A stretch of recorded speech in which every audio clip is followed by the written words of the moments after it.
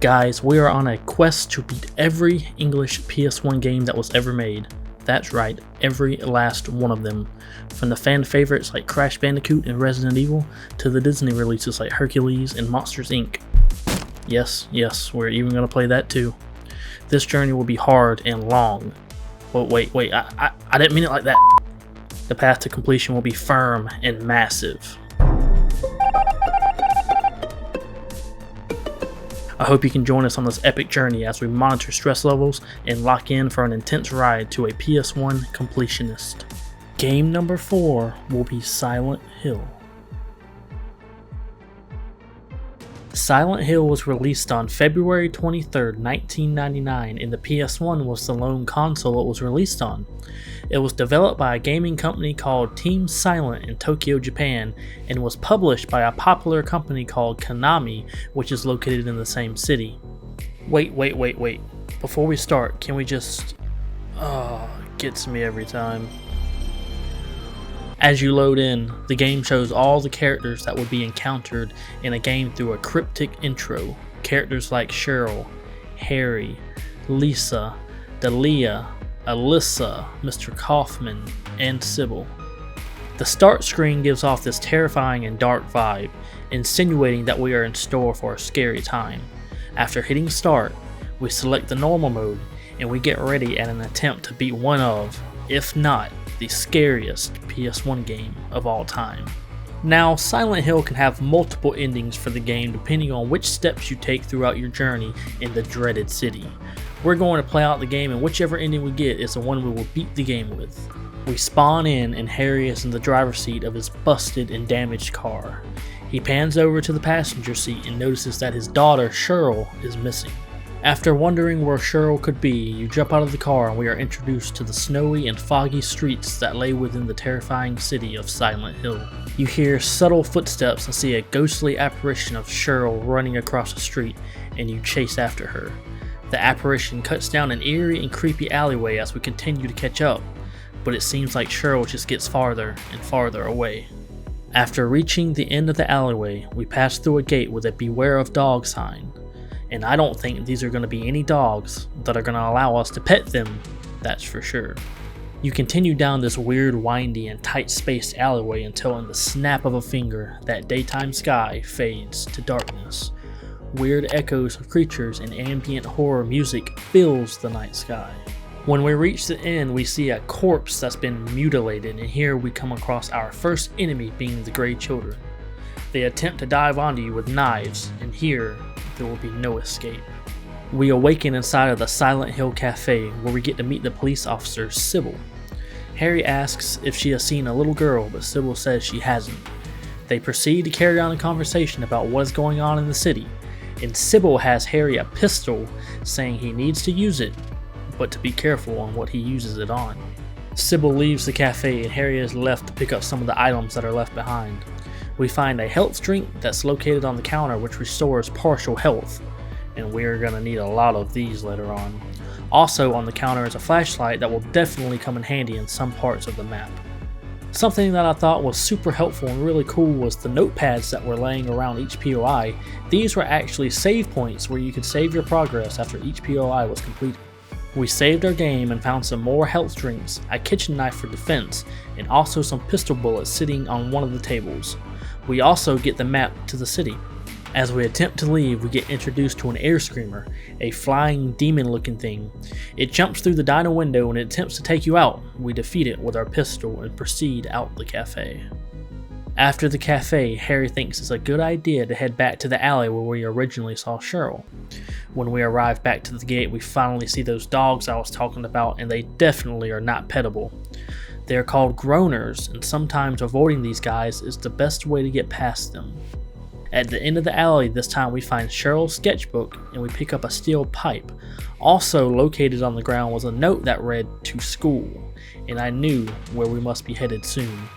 We exit the alley while avoiding more groaners and air screamers, and head down towards the end of Levin Street. At the end of the broken road, we find more scattered papers on the ground that reads "Doghouse" in Levin Street. Somewhere on this road was a doghouse that was important. We finally locate the doghouse that had a house key taped to the inside roof. We take it and enter the house the doghouse was sitting in front of. Inside the house we find more supplies like a first aid kit that I had to use immediately, also another save point and more pistol ammo. At the back door though was a door that was locked with 3 locks. If my math adds up, that means we need to find 3 more keys for this door. One key being the key of the lion was located in the back of a police car at the destroyed bridge at the end of East Finney Street. The next key being the key of the scarecrow was on the side of a house inside a ketchup stained mailbox, and the third key was on the basketball court in an alleyway on Finney Street. Harry was right, this does kind of sound like the Wizard of Oz. We return back to the house and unlock the locks to enter the backyard. Next we make our way to Mathian Street and we head towards Midwich Elementary School. Under the night sky again we notice a bus that's located directly in front of the school, and in here we find another health drink and another save point. We enter the school and immediately locate the map that's on one of the counters in the lobby. Without the maps, this game would be almost impossible. First thing we notice is behind the reception desk is 3 books that's coated in a ketchup-like substance. One reads 5 o'clock, darkness that brings the choking heat. Another reads 10 o'clock, alchemy laboratory. And the last one reads 12 o'clock, a place with songs and sounds. These are definitely clues that will need to be figured out. After doing a little bit of exploring and fighting some of the weird looking gray children, we end up in the lab equipment room. And once inside there we find a purple bottle of hydrochloric acid. And also one room over we enter the alchemy lab. On the counter in the lab is a statue hand that's holding onto a gold medallion, and I knew this had to be important. The hand was grasping hard on the medallion and wouldn't let go, but how convenient because we had a bottle of acid and used that acid to disintegrate the hand giving us the medallion. We place the medallion in the clock tower and move on. Having one piece of the puzzle, we now headed to the music room. One of the riddles mentioned songs and sounds, and no other rooms applied as much to this riddle more than a room that contained music. Geez, these gray children won't stop attacking me. In the music room we notice a riddle on the chalkboard and it referenced 6 different types of birds. A pelican, a crow, a swan, a dove, and a raven. All these birds referenced to the keys that had to be played on the piano. Some of the keys made sound and some didn't, like for example it mentioned a raven flies in higher than the dove. That probably meant the raven was on a higher sound or note than the dove was. And also a white bird meant white key and a black bird meant black key. Anyways, after a bunch of experimental tries, we solved the piano puzzle and received a silver medallion. We again went back to the clock tower to place the medallion. Now we have to make our way down to the boiler room for the third and final riddle. We have to turn on one of the boilers, and after that we head back to the courtyard and to the clock tower where we enter through the small double doors and head to the next part of our journey. In the tower, we walk through another door and up a ladder and appear at what's to be the school, except Harry notices that it's extremely different. It seems to be some kind of an alternate universe of the school. Something from the Twilight Zone, or maybe Harry was having a nightmare. Who knows, but it was really creepy. Walking through the halls, I noticed the floors were no longer made of wood, but were made out of a chain link fence type of material or a steel grate. Whatever the case is, we started to explore this disturbing school and found our way to the storage room. Inside here we didn't do much of anything, but we found a pink rubber ball. I wonder what this would be used for. Also, in one of the classrooms in the upper hallway, we find a green picture card that would probably be important for something in a future predicament. While in the reception room, we would have to fight some more gray children, and these guys just can't be avoided at times, especially in a tight space. They dive at your legs like a football linebacker or something. Here, we would perish and would be greeted with that upsetting game over screen. After dying a couple of times, we finally made it to the store that was inside the reception area. It had a similar look to the green picture card that I had picked up. We unlocked the door and made our way through. Unlocking the next part of the school, we make our way up to the second floor boys' bathroom, where we would discover another mutilated body with a note that read, "The monster lurks." Uh-oh, that doesn't sound good. We also find a 6 sawed-off shotgun that was really going to come in handy for these evil gray children. Also, now we meet a new creature, being these huge roaches that are called creepers. These things would bite your ankles, but one bullet would take them out. A cool thing they added here was if you went into the girls' bathroom and came out, it would put you back to the first floor. I honestly don't know if this was intentional or accidental, but it definitely saved time. The rooftop of the school was where we had to go now. When exploring it, you notice a big pile of a red substance that was located by a water drain, and in the drain there was a key inside. We need that key bad, and the only way to get it was to drain water out of a pipe and wash it down to the courtyard below. But there was another drain hole on that same track that needed to be plugged before the water could reach the key. And guess what we had in our inventory to plug that drain? That's right, the pink rubber ball was a perfect fit. We plugged the drain and opened the valve to release the key. We went and found the drain key located in the courtyard, and next we had to travel to the locker room where we would get our jump scare of the day. Entering the locker room, you would hear a loud banging sound coming from a locker. When we opened the locker though, nothing is actually inside. But when we attempt to leave, a body crashes out of a tall locker, making me jump out of my seat. When the body falls out, so does a library reserve key, so we pick it up. We go to the library and find a book that is titled "The Monster Lurks," the same words that was on the note beside the corpse in the boys' bathroom. Interesting. Connected to the library reserve was the library, and here we find a fairy tale that was talking about a weird lizard creature, and it was fairly obvious this was going to be foreshadowing. Next, we head to the basement, and we enter the first storage room on the left where we find some shotgun shells and more health drinks. We also get an Ampelo, which restores all health and stamina to 100%. I knew something had to be right around the corner. The boiler room to the right had another puzzle to figure out, where you had to turn valves to allow passage deeper into the room. After a few tries, we solved the puzzle and proceeded to the elevator that took us deeper in the depths of the nightmare school. After all the references to the monster who lurks and a lizard creature, we finally came face to face with the beast. I had saved most of my shotgun ammo up to this point, and it was honestly fairly easy to fight him. When the lizard would charge after you while doing his attack, all you had to do was shoot him in the mouth with the shotgun a few times. After doing exactly that, the split-head lizard was nothing more than a big pile of reptile flesh. After waking up in the boiler room of the original elementary school, Harry questions whether it was a dream or if he was in an alternative dimension.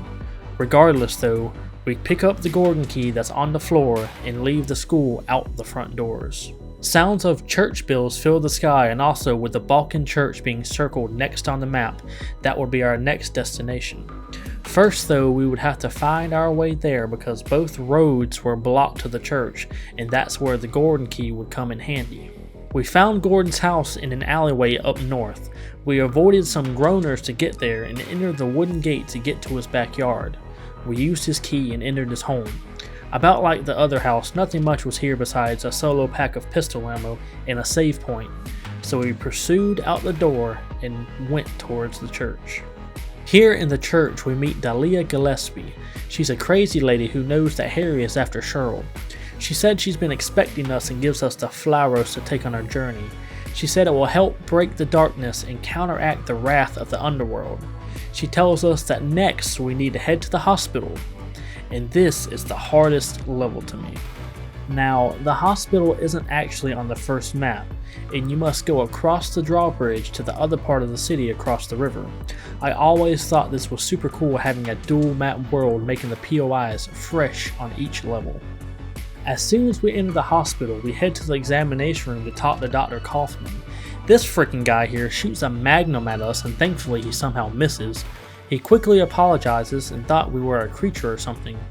Harry asks about Cheryl, and they also talk about how Kaufman doesn't want to sit around and do nothing, so he's gonna go do something about all this darkness mess.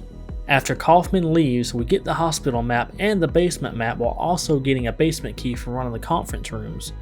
While also exploring the kitchen, we were able to pick up a plastic bottle, and in the director's office, an unknown liquid was located on the ground. You can use the bottle to pick up the liquid from the floor. That will be a huge help later on in this story. In the basement, it's so dark. Dang, maybe I should try to turn my flashlight on. There we go. We enter another generator room where we can turn on the generator that will power the elevator so we can easily travel between floors. The elevator is definitely a better option than the stairs. Something weird when you're entering the elevator is when you go to floor 2, all the doors are locked. Then when you go to floor 3, everything is locked as well. But when you return to the elevator, a newly found floor 4 magically appears, which had me kind of confused. Here at floor 4 we transition to the Nightmare Hospital and finally meet the puppet nurses, and man, these guys are scary and tank some bullets. Just like every creature, if they can be avoided, it's best because they will run your ammo count down so fast. But sometimes avoiding them just isn't an option. Just like the other levels with the keys, we're going to have to find certain things to unlock a door to make it to our next area. And this time it's these square colored plates. The plate of the turtle is located at the back of the men's bathroom on the windowsill. Room 306 has the plate of the cat, and the director's office has the plate of the queen. The last plate is being guarded by this strange looking tentacle creature. While searching for the plates in the storage room, I stumbled upon a blood pack, and what you would do was pour the blood on the ground and it would keep the creature busy so you can grab the last plate. Destroying more puppet nurses, we went to the nurse center where the plate door was located and entered the plates to unlock it. And man, here these puppet nurses really are in some crazy spots where you had no choice but to fire a weapon at them. As we pass through the operating prep room, we find yet another key to the basement storeroom and also find some disinfecting alcohol in the intensive care unit. We head to the basement and use the basement storeroom key to find a pretty hidden secret. One of the shelves in this room can be moved, which unveils a secret room. Here we find a metal drop down that's covered by a bunch of leaves and vines. Lucky for us, we have some alcohol and a lighter, and guess what that makes? It makes a very flammable substance that can burn right through them vines. Doing that allows us to climb down the hatch and through the door at the end of the tunnel. Heading through 2 rooms down the hatch, we discover the examination room key, and down here that's all we would need. The examination room was now the next objective after avoiding all the puppet nurses, and it was time to meet a new character, being Lisa. Harry asks her the same thing as everyone else, being if she has seen his daughter. Lisa says no, but wonders what's going on because she must have been knocked out and everyone was gone when she came to. Harry's head starts ringing and he returned back to the normal hospital rather than the nightmare version. Dalia appears and tells Harry he wasn't quick enough to save his daughter. She yaps a bunch about the darkness and hands Harry the antique shop key and leaves the room. We grab the key and exit the hospital through the front doors. Since we got the antique shop key, we would have to travel all the way to the northeast corner of the map. On the way to the shop, we would come face to face with a creature called a romper, and these guys would tackle you to the ground and chew at your torso. Ouch! But eventually we would make it to the antique shop. Entering the shop, there is yet another dresser that can be moved, exposing another hidden room. While moving it, Harry hears someone behind him, and it happens to be Sybil. Sybil says that on Bachman Road she caught a glimpse of a small girl going through the fog, but couldn't tell if it was Cheryl or not. Harry is disappointed that she didn't go after her, but she says that she lost sight. Harry says that he ran into a crazy lady, and Sybil insisted that she was probably on drugs, which I thought was kind of funny. We eventually enter the hole in the wall when we come to a room that contains an altar. We grab the axe off the wall as another melee option when all of a sudden the altar bursts into flames and Harry fades back into the nightmare realm. Sybil notices the commotion and enters that same room, but Harry is nowhere to be found. We appear back at the hospital and we are seated on a bed in front of Lisa again. Harry asks Lisa what's wrong with her because she doesn't look so good, but she responds with, "It's nothing you need to worry about." Lots of foreshadowing going on here. After the convo, Harry wakes up still in the nightmare realm, and we have to head to this mall type of building where we have to enter through a broken window on the side of the building. We have to avoid loads of rompers and wormheads, the nightmare version of a groaner. After getting bullied by the rompers, we enter the mall and start to ascend an escalator when the TVs begin to play a video showing Cheryl being held captive. We finally climb the escalator when the floor falls beneath us, sending us into a pit of darkness. We land in a pit of sand and it was time to fight the Twin Feeler, a large worm type of creature that kind of looked like something from the movie Tremors, except it was smaller. This fight was pretty simple as well. We shot him a few times until he crashed through a window. Located on the side of the sand was also a hunting rifle, which would really come in handy for future fights. Now we had to follow the graded path that acted as a concrete road back to the hospital so we could have another chat with Lisa. Lisa said she is afraid to be here and is glad that Harry had came back. Harry needs a way to get to the sewers, and Lisa says there is a waterworks area by the elementary school that would lead to the sewers, so that's where we would go next. Lisa is really starting to be suspicious though. Isn't it weird how we only see her in the nightmare realm? We leave out of the hospital once again and have to go up some outside apartment stairs when suddenly yet another boss appears, and this one is a giant moth called a float stinger. Now I was kinda in a bad spot. The puppet nurses in the hospital and the gray children in the school really drained my ammo, so I was really hurting on bullets. The moth shot a bunch of green poison at you, and here's when I started to notice that the movement in this boss fight was a little sluggish, because no matter what you did, you couldn't juke the green poison most of the time. A couple times we ran out of ammo and died, but on the third time I unloaded all the ammo I had and finished the float stinger off with the axe we found from before. The float stinger was defeated and we faded from the nightmare realm back to normal. Now we would head to the waterworks area where we would have to enter the sewers, and here would be a bunch of long twisting tunnels that we would have to navigate through so we can reach the resort area. We make our way to the room behind a fence that would contain a sewer key, and that key would open a door that would be vital to access another part of the sewer. Here we are introduced to a new creature called a hanged scratcher, and these guys were not that bad to eliminate.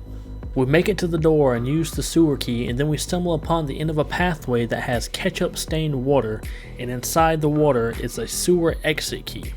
We grab it and also eliminate more scratchers until we find the exit and escape up the ladder. When reaching the top, we realize it's nighttime again. We grab the map that's located on the sign by the road and then head to Annie's bar while dodging some attacks from the air screamers. Upon entering the bar, we see Mr. Kaufman on the ground with a groaner on top of him. We shoot the groaner off and he thanks us. He said he's not going to give up because the craziness can't go on forever. When he leaves, we find a Kaufman key and a receipt that's between the pool tables, so we grab them both. Now we go to the motel office and we find a magnet that's laying on a couch. We grab it, then proceed to Mr. Kaufman's room, and here lay another shelf that can be pushed out the way. When pushed out the way, it exposes a hole in the ground with a key inside, and that sounds like something the magnet can be used for. We lower the magnet and retrieve the key. The key is titled the motorcycle key, and I remember back at the motel office there was a motorcycle in the garage. We re-enter the garage and use the key on the bike, which inside the compartment contains a small glass file wrapped in a plastic bag. I wonder what this is going to be used for. Soon, Mr. Kaufman walks in on us and catches us red-handed. He asks us what in the world are we doing here.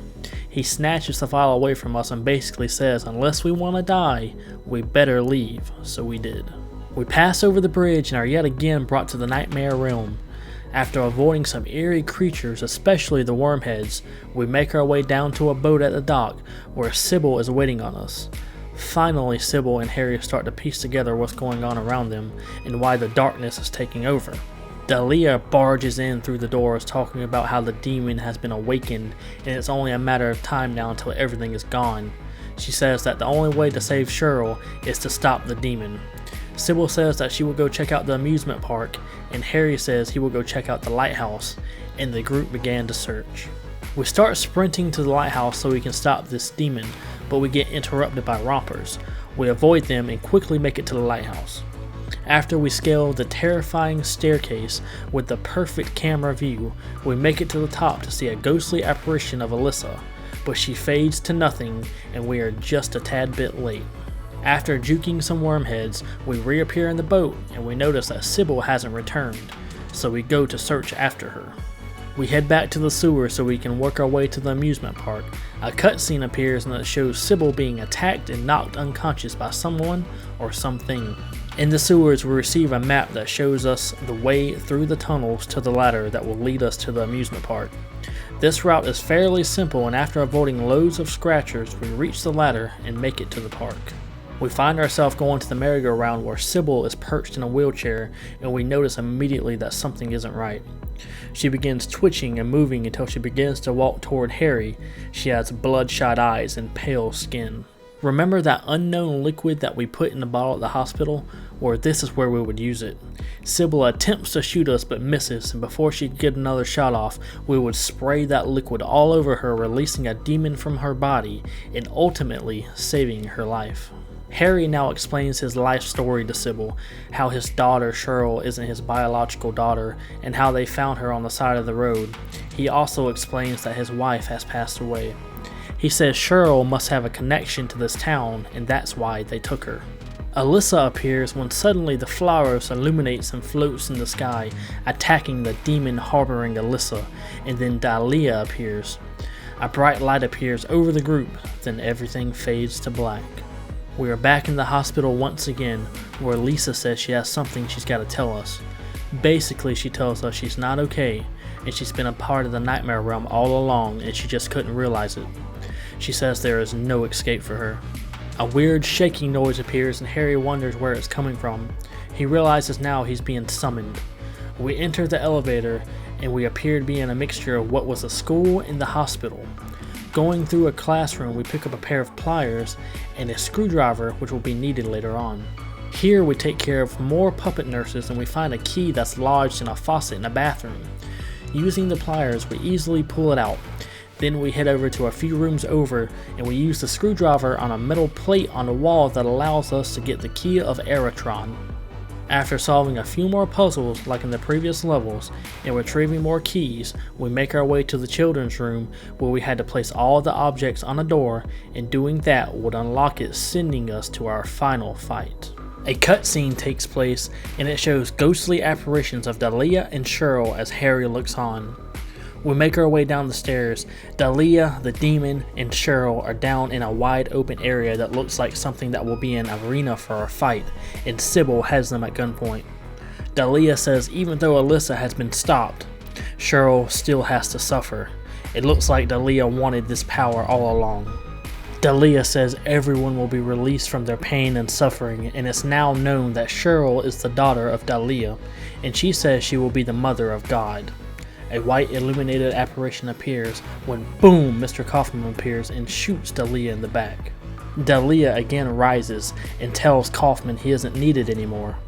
He pulls out that weird vial that we found in the motorcycle a few levels back. Kaufman cocks back and throws the vial, hitting the mysterious woman in white. She screams and begins to fall to the ground. Ladies and gents, it isn't over yet though. This large demon rips out the back of the woman and we begin to fight. The demon shoots some lightning mixed with fire at you, and I died multiple times over because it tanked our health. Eventually though, we shoot the demon multiple times with a rifle, shotgun, and pistol until he is eventually defeated and falls to the ground.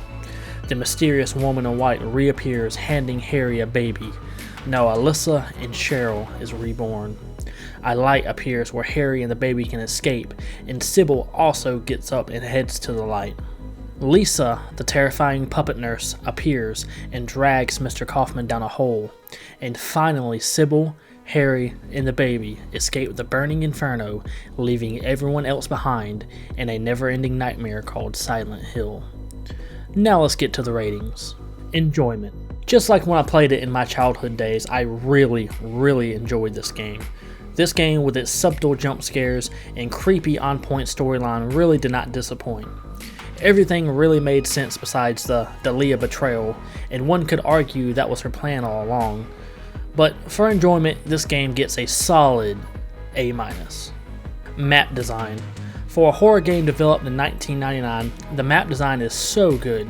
The dual maps for the cities where you can explore seamlessly, and also the levels within the map like the school and the hospital were simple enough, but also gave off their own unique vibe. Also, when it switched from nightmare to reality, I thought this was super cool. Map design gets a A-. Game mechanics. The game mechanics were super good in this game too, with the only couple cons being the camera angles, which seems to be a trend with PS1 games, and also the sensitivity was a little whack, especially when trying to avoid some creatures. The PvP animations with the gray children and the rompers were so good though.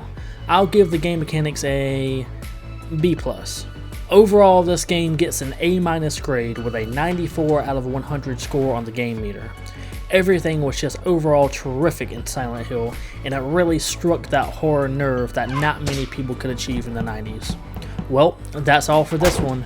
Remember to like and subscribe, and like always, stay classy with the classics.